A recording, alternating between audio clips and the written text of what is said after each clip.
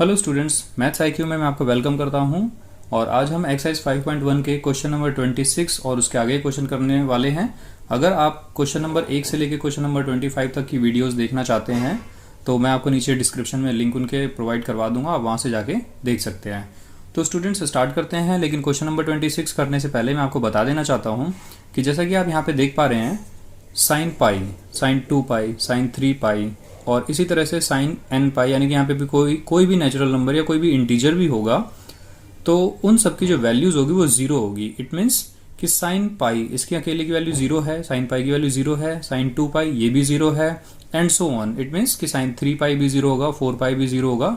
तो आप ये याद रख सकते हैं कि साइन के एंगल में कोई भी पाई हो, बस ये ध्यान रखना कि पाई बाई 2 ना हो या 3 पाई बाई 2 ना हो, यानी कि जैसा यहाँ पे लिखा हुआ दिख रहा है एज इट इज, यानी साइन पाई, साइन 2 पाई, साइन 3 पाई, साइन 4 पाई, साइन 5 पाई, 6 पाई, 7 पाई, इसी तरह से जो भी नंबर होंगे यहाँ पे पाई के टर्म्स में, पाई के साथ, उन सब की वैल्यूज इंडिविजुअल जीरो होगी।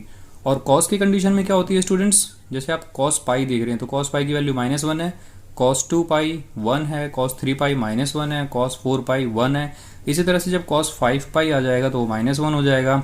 तो यहाँ पे हम इन सब के लिए एक शॉर्ट ट्रिक याद रखने के लिए बना सकते हैं, वो क्या है कि cos any odd number with pi is equals to -1। तो ऑड नंबर विद पाई का मतलब क्या हो गया, जैसे यहाँ पे पाई है तो ये 1 इंटू पाई है, ये 3 इंटू पाई है और आगे 5 इंटू पाई, तो वो 5 एक ऑड नंबर है, पाई के साथ मल्टीप्लाई होगा तो cos 5 पाई भी -1 हो जाएगा, cos 7 पाई भी -1 हो जाएगा। और स्टूडेंट्स cos even पाई ये जो वैल्यू होगी ये हो जाएगी हमारी प्लस की 1। ठीक है स्टूडेंट्स, तो इस चीज़ को समझने के लिए आपको मैं साइन x का ग्राफ और cos x का ग्राफ भी दिखा देता हूँ। वैसे तो आप इसको बहुत ही आसानी से याद रख सकते हैं कि साइन का कोई भी पाई है तो वो जीरो हो जाएगा, और cos में ऑड पाई है तो -1 और cos में इवन पाई है तो +1। तो स्टूडेंट्स यहाँ पे आप देख सकते हैं कि मैंने साइन एक्स का एक ग्राफ बनाया हुआ है। आप साइन एक्स का ग्राफ है इस तरह से बनता है, आपको पता है कि साइन 0 की वैल्यू 0 होती है और पाई बाई 2 पे 1 होता है, और ये इसी तरह से स्पाइरल होके, तो आप देख सकते हैं यहाँ पे कि पाई पे भी ये ग्राफ पाई पे एक्स एक्सिस पे 0 पे मिल रहा है, यानी कि साइन पाई की वैल्यू 0 हो गई। और 2 पाई पे भी ये जो ग्राफ है एक्स एक्सिस को 2 पाई पे मिल रहा है, और यहाँ पे जो वाई की वैल्यू है वो 0 हो गई, तो 2 पाई पे भी 0 हो गया, 3 पाई पे भी 0 हो गया, और इसी तरह से आगे जो 4 पाई 5 पाई वो सारे के सारी जो वैल्यूज हैं इस तरह से हमें 0 मिल जाएंगी। और cos x के ग्राफ में आप देख सकते हैं कि जब x की वैल्यू पाई है तो जो ग्राफ है कहाँ पे पहुंचा हुआ है, -1 पे, तो इसीलिए मैंने बताया कि जो cos पाई है वो -1 है। उसके बाद जो 2 पाई है तो ग्राफ कहाँ पहुंचा हुआ है, प्लस के 1 पे, ये प्लस का 1 है, आप देख सकते हैं यहाँ पे 2 पाई पे प्लस का 1 है, फिर 3 पाई पे माइनस का 1 है, इसी तरह से 4 पाई पे जाने के बाद ये फिर से प्लस के 1 पे आ जाएगा। तो जितने भी ऑड पाइज हैं, जैसे ये पाई, 3 पाई और उधर आगे 5 पाई 7 पाई, जितने भी ऑड पाइज होंगे तो सबका ग्राफ नीचे की साइड में आएगा, यानी कि -1। और यहाँ पे जो इवन पाइज हैं जैसे कि 2 पाई 4 पाई 6 पाई, ये जितने भी इवन पाइज हैं वहाँ पे वैल्यू कहाँ पे आएगी, +1 पे आएगी। तो स्टूडेंट्स साइन और कॉस की ये जो वैल्यूज मैंने जस्ट अभी आपको बताई हैं, ये जो आप यहाँ पे ग्राफ देख रहे हैं और ये जो वैल्यू देख रहे हैं, ये आप याद रखेंगे तो आपको बहुत ज़्यादा हेल्प मिलने वाली है हर एक चैप्टर के अंदर। ये नहीं कि सिर्फ 5.1 एक्सरसाइज के कुछ क्वेश्चंस में इनका यूज़ होने वाला है, चैप्टर 6 के अंदर भी ऐसे बहुत सारे क्वेश्चंस मिलेंगे आपको जहाँ पे आप इनका डायरेक्ट एप्लीकेशन कर सकते हैं। नाउ स्टूडेंट्स हमारे सामने क्वेश्चन नंबर 26 का सोल्यूशन है। आप देख सकते हैं यहाँ पे f(x) is equals to k cos x upon में pi -2x when x not equals to pi by 2 and 3 when x equals to pi by 2। तो स्टूडेंट्स यहाँ पे आप क्वेश्चन में देख सकते हैं, आप क्वेश्चन पढ़ के देख लीजिए कि यहाँ पे हमें k की वैल्यू फाइंड आउट करनी है when the function is continuous at indicated point. तो 26 में जो फंक्शन कॉन्टिन्यूअस है और उसका जो इंडिकेटेड पॉइंट है वो पाई बाई 2 है। तो हम क्या करेंगे, हर क्वेश्चन की तरह हमने पाई बाई 2 के लिए एक नंबर लाइन ड्रॉ कर ली है।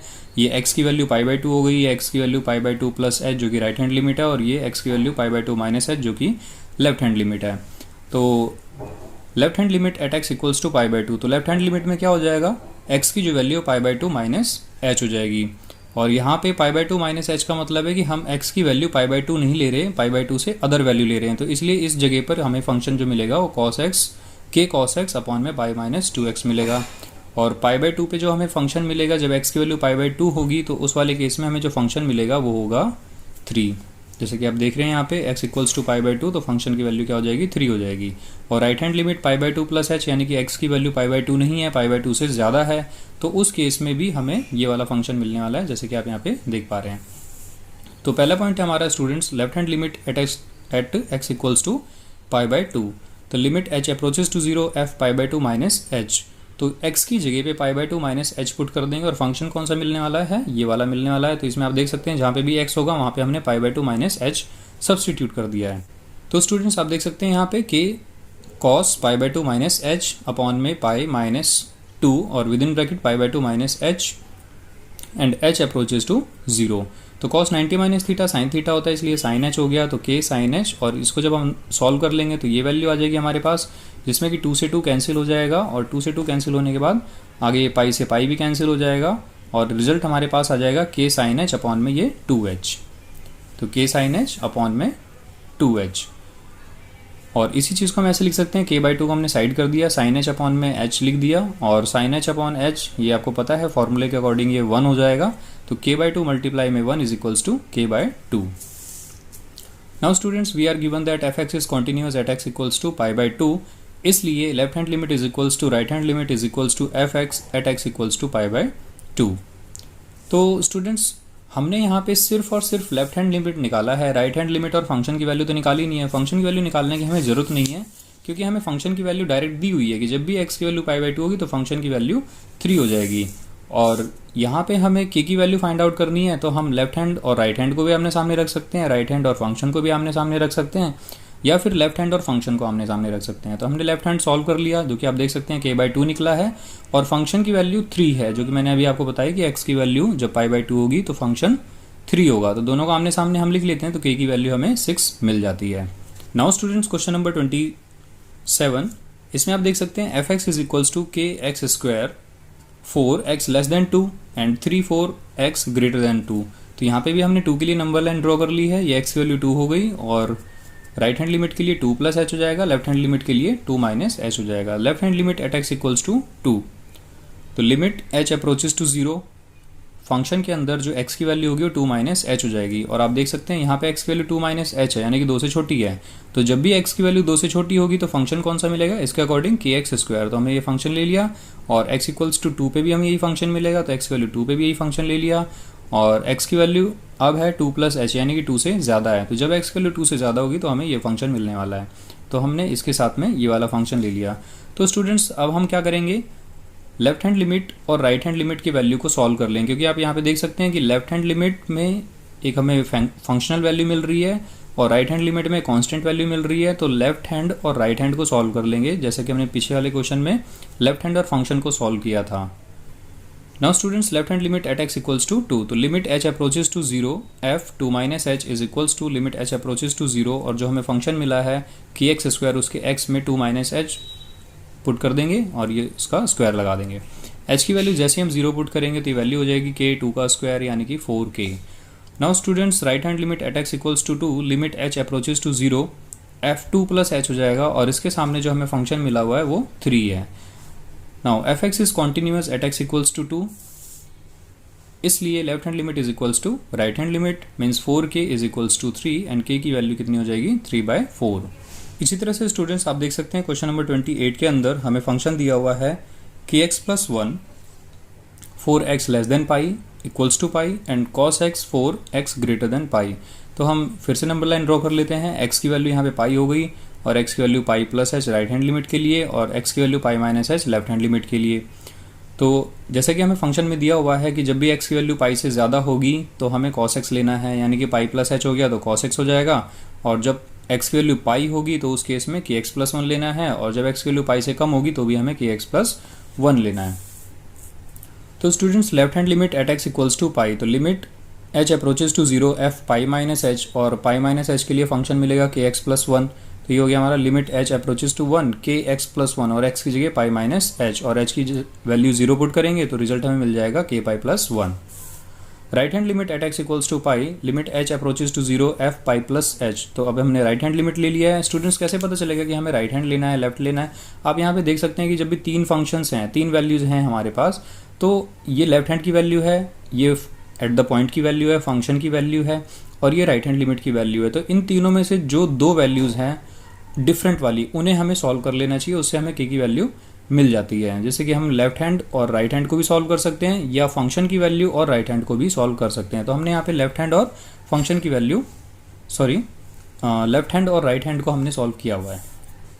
तो आप देख सकते हैं कि ये लेफ्ट हैंड में हमारे पास आ जाएगा k pi plus 1। Right hand limit at x equals to pi में हो जाएगा हमारे पास limit h approaches to 0 f pi plus h, limit h approaches to 0 cos, और एक्स की जगह पे आ जाएगा पाई प्लस एच। तो जैसे ही हम h की वैल्यू 0 पुट करेंगे तो ये हमारे पास हो जाएगा कॉस पाई। और मैंने अभी आपको बताया है थोड़ी देर पहले ही इसी वीडियो के अंदर कि कॉस ऑड पाई में जो भी होता है उसका रिजल्ट क्या होता है -1। तो इस तरह से कॉस पाई की वैल्यू क्या हो जाएगी -1 हो जाएगी। Now students f x is continuous at x equals to pi, तो इसलिए left hand limit is equals to right hand limit. तो लेफ्ट हैंड लिमिट में क्या निकला हमारे पास के पाई प्लस 1, और राइट हैंड लिमिट में निकला है -1। इसको हमने सॉल्व कर लिया तो के की वैल्यू -2 अपॉन में पाई ये हमें मिल जाती है। नाउ स्टूडेंट्स क्वेश्चन नंबर 29 के अंदर भी आप देख सकते हैं f x is equals to k x plus 1 4x less than equals to pi and 3x minus 1 4x greater than 5।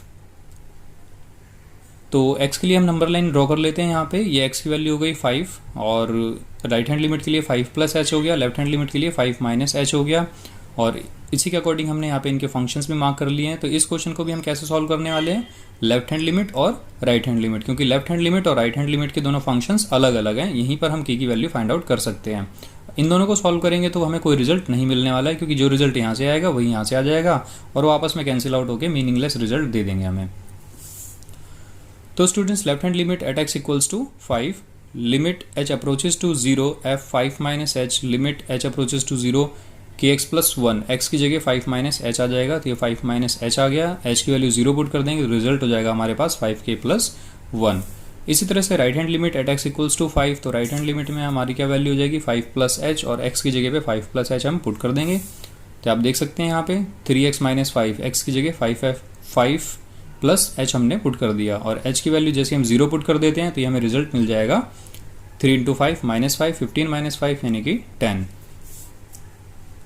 Now students f x is continuous at x equals to 5, therefore left hand limit is equals to right hand limit. तो left hand limit की value क्या है 5k plus 1, और right hand limit की value है 10। इसको हम solve कर लेंगे तो हमें k की वैल्यू मिल जाएगी 9 अपॉन में 5।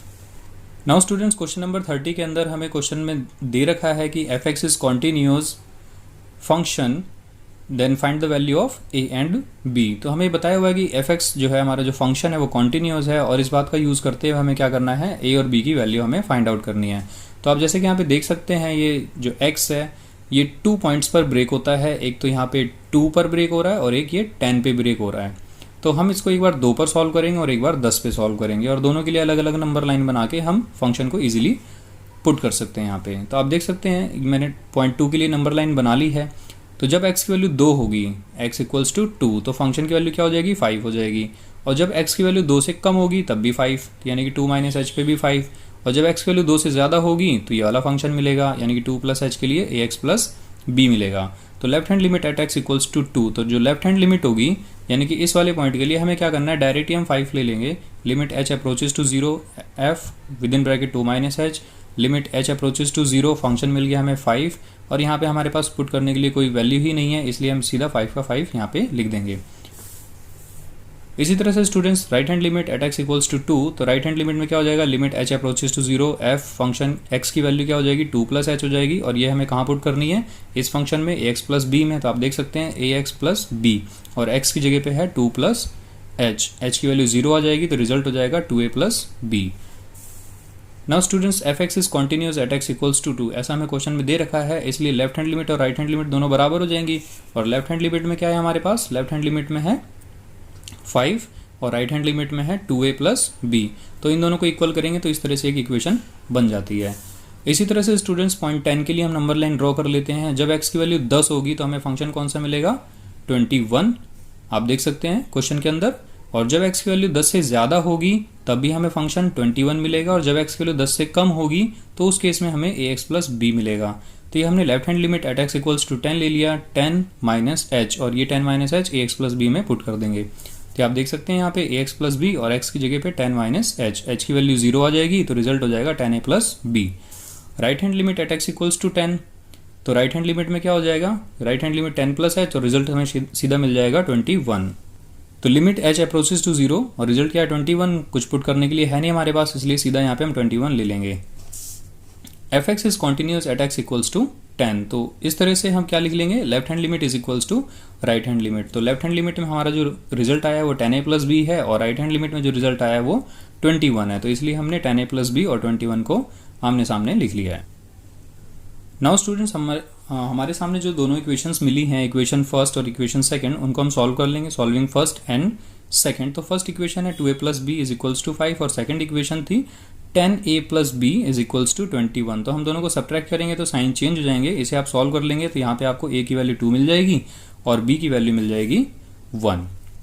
नाउ स्टूडेंट्स क्वेश्चन नंबर 31, 32 और 33 करने के लिए हमें एक टर्म समझ लेनी चाहिए कि कंपोजिशन ऑफ फंक्शन क्या होता है। इसका डिटेल अगर आप जानना चाहते हैं तो ये आपको चैप्टर 1 में मिल जाएगा। यहाँ पे मैं आपको ब्रीफली शॉर्ट में बता देता हूँ कि कंपोजिशन असलियत में होता क्या है, क्योंकि उसका हम यूज़ करने वाले हैं आगे के तीनों क्वेश्चंस के अंदर।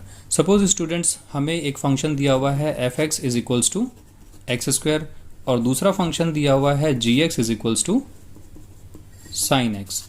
तो हम इसके अंदर अगर इस x के अंदर हम कोई चेंज करते हैं तो वही चेंज यहाँ पे इस x में आ जाएगा। अगर मैं यहाँ पे 2 पुट करता हूँ तो यहाँ पे 2 आ जाएगा, 5 पुट करता हूँ तो 5 आ जाएगा। और इसी तरह से अगर यहाँ पे मैं कोई चेंज करूँगा तो वही चेंज यहाँ पे हो जाएगा। तो कंपोजिशन ऑफ फंक्शन का जो प्रोसीजर है या जो तरीका है वो होता क्या है, f ऑफ g, यानी कि f फंक्शन और उसका वेरिएबल है g और इस g का वेरिएबल है x। तो इस तरह से इसको लिखा जाता है, या आप इसको सिर्फ f ऑफ g भी लिख सकते हैं, x को हटा सकते हैं। तो इसका जो नेक्स्ट स्टेप होगा वो ये होगा f function with variable gx। तो इट मीन्स कि यहाँ पे अब gx है तो फिर यहाँ पे भी gx आएगा, यानी कि gx का स्क्वायर। अब gx की वैल्यू हम पुट कर देंगे, gx की वैल्यू क्या है, gx की वैल्यू है sin x, तो sin x का स्क्वायर। तो इस कंडीशन के अकॉर्डिंग अगर हमारा एफ एक्स एक्स स्क्वायर है और जी एक्स साइन एक्स है तो इस हिसाब से हम कह सकते हैं कि जो कंपोजिशन ऑफ फंक्शन है वो साइन स्क्वायर एक्स हो गया। तो ऐसे ही हम एफ ऑफ जी भी निकाल सकते हैं और जी ऑफ एफ भी निकाल सकते हैं। तो जी ऑफ एफ इसका मतलब हो जाएगा जी फंक्शन और इसका जो वेरिएबल है वो हो गया एफ एक्स। तो जैसे कि यहाँ पे आप देख रहे हैं कि यहाँ पे x है तो यहाँ पे x है, अगर यहाँ पे एफ एक्स है तो यहाँ पे भी एफ एक्स आ जाएगा और ये वैल्यू हो जाएगी साइन एफ एक्स। और एफ एक्स की वैल्यू क्या है, एफ एक्स की वैल्यू है एक्स स्क्वायर, तो यहाँ पे रिजल्ट आ जाएगा साइन एक्स स्क्वायर। तो इस तरह से स्टूडेंट्स हमने जो एफ ऑफ जी या जी ऑफ एफ निकाला है ये कंपोजिशन ऑफ फंक्शन कहलाता है। नाउ स्टूडेंट्स जैसे कि आप क्वेश्चन नंबर 31 देख रहे हैं, हमें फंक्शन दिया हुआ है f x is equals to cos x square. अगर मैं आपसे इस क्वेश्चन को, इस फंक्शन को पढ़ने के लिए कहूँ तो आप इसको ऐसे पढ़ेंगे, कॉस देन एक्स स्क्वायर पढ़ेंगे। तो यहाँ पे हमें हिंट मिलता है कि जो हमें पहला फंक्शन लेना है वो कॉस लेना है, क्योंकि आपने जैसे ही पढ़ा कॉस तो पहले कॉस आया तो कॉस पहला फंक्शन हो गया, जी एक्स हो गया, और उसके बाद आपने पढ़ा एक्स स्क्वायर तो वो दूसरा फंक्शन हो गया, एच एक्स हो गया एक्स स्क्वायर। अब हम इसका कंपोजिशन फाइंड आउट कर लेते हैं, जी ऑफ एच। जो फंक्शन आप पहले पढ़ रहे हैं आप उसे आगे लिखेंगे, जो फंक्शन बाद में लिख रहे हैं उसे आप पीछे लिखेंगे। तो जी ऑफ एच हो जाएगा, जी ऑफ एच एक्स हो जाएगा। अब आप देख सकते हैं यहाँ पे कि जो चेंज यहाँ पे होगा वही चेंज यहाँ पे आएगा। आपने जी के बाद लिखा है एच एक्स तो इस जी के बाद एच एक्स लिखा तो यहाँ पे भी एच एक्स आ जाएगा। तो इट मीन्स कि कॉस और उसके बाद एच एक्स। अब एच एक्स फंक्शन क्या है, एक्स स्क्वायर है, तो हम एच एक्स को हटा के एक्स स्क्वायर लगा देंगे। Now students g x and h x are continuous function and composition of two continuous function is also continuous. तो ये आपको तीनों ही क्वेश्चन में ये स्टेटमेंट लिखनी है, 31 में भी, 32 और 33 के अंदर। यानी कि अगर दो अलग अलग फंक्शन हैं, जैसे कि आप यहाँ पे देख रहे हैं जी एक्स और एच एक्स है, आपको पता है कि ये भी कॉन्टिन्यूस है और ये भी कॉन्टिन्यूस है। तो जब दो कॉन्टिन्यूस फंक्शन का हम कंपोजिशन फाइंड आउट करते हैं तो वो भी कॉन्टिन्यूस ही आता है। तो इसलिए हम कह सकते हैं, इसलिए g of h is equals to cos x square और यही वैल्यू हमारी एफ एक्स है। Now f x is continuous. तो स्टूडेंट्स ये क्वेश्चन नंबर 31 ये हमें इसी तरह से करना है, 32 और 33 भी इसी तरह से करना है, इसको करने का बेस्ट मेथड है। नाउ स्टूडेंट्स आप देख सकते हैं f x is equals to mod cos x. अब आप यहाँ पे जी एक्स किसे लेंगे, आपने जब इस क्वेश्चन को पढ़ा, इस फंक्शन को पढ़ा तो पहले क्या पढ़ा, मोड, उसके बाद पढ़ा कॉस एक्स। तो जो जी एक्स हो गया वो मोड मोड के अंदर x ले लेंगे और जो cos x बाद में पढ़ा वो आपका दूसरा फंक्शन हो जाएगा। तो gx हो गया मोड x और hx हो गया cos x। तो g ऑफ h ये हो जाएगा g और उसका जो वेरिएबल है hx हो जाएगा, यानी कि यहाँ पे hx है तो यहाँ मोड के अंदर भी hx आ जाएगा, आप देख सकते हैं। और hx की वैल्यू क्या है, cos x। तो स्टूडेंट्स ये हमें g ऑफ h क्या मिल जाएगा, मोड cos x। अब आपको यहाँ पर भी आगे की जो स्टेटमेंट है जैसे कि हमने यहाँ लिखी हुई है, same to same statement question number 32 के लिए भी लिखनी है। क्या लिखेंगे आप, gx and hx are continuous function and composition of two continuous function is also continuous. और उसके बाद ये वाली लाइन लिख देंगे। इस वाली लाइन में क्या लिखना है आपको, मैं लिख देता हूँ।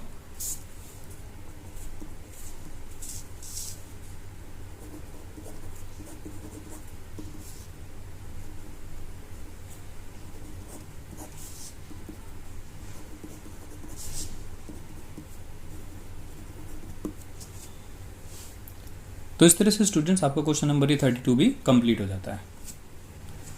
नाउ स्टूडेंट्स जैसा कि आप देख पा रहे हैं हमारे सामने क्वेश्चन नंबर 33 है, f x is equals to sine and mod x. तो जब आप इसको पढ़ रहे हैं तो पहले साइन पढ़ रहे हैं, इसलिए आपका जी एक्स जो है साइन एक्स हो जाएगा और जो एच एक्स है वो मोड एक्स हो जाएगा। कंपोजिशन ऑफ फंक्शन आप लिखेंगे जी ऑफ एच, यानी कि जी फंक्शन उसका वेरिएबल एच एक्स। तो यहाँ पे एच एक्स आया है तो साइन के यहाँ पे भी एच एक्स आ जाएगा, साइन और एच एक्स की वैल्यू क्या है, मोड एक्स। तो इसी तरह से अब आप इसके लिए भी स्टेटमेंट लिख देंगे कि gx and hx are two continuous function and composition of two continuous function is also continuous, hence ये आगे आपको पता है। तो इस तरह से स्टूडेंट्स हमने क्वेश्चन नंबर 33 तक कंप्लीट कर लिए हैं। क्वेश्चन नंबर 34 के लिए मैं एक अलग से वीडियो बनाऊंगा क्योंकि वो बहुत ही स्पेशल क्वेश्चन है और उसका जो कंसेप्ट है वो चैप्टर 8 में भी यूज होने वाला है। तो आई होप स्टूडेंट्स आप लोगों को ये क्वेश्चन समझ में आ गए होंगे और जल्दी मिलते हैं अपनी नेक्स्ट वीडियो में आगे क्वेश्चंस के साथ। Thanks for watching this video, bye bye, take care.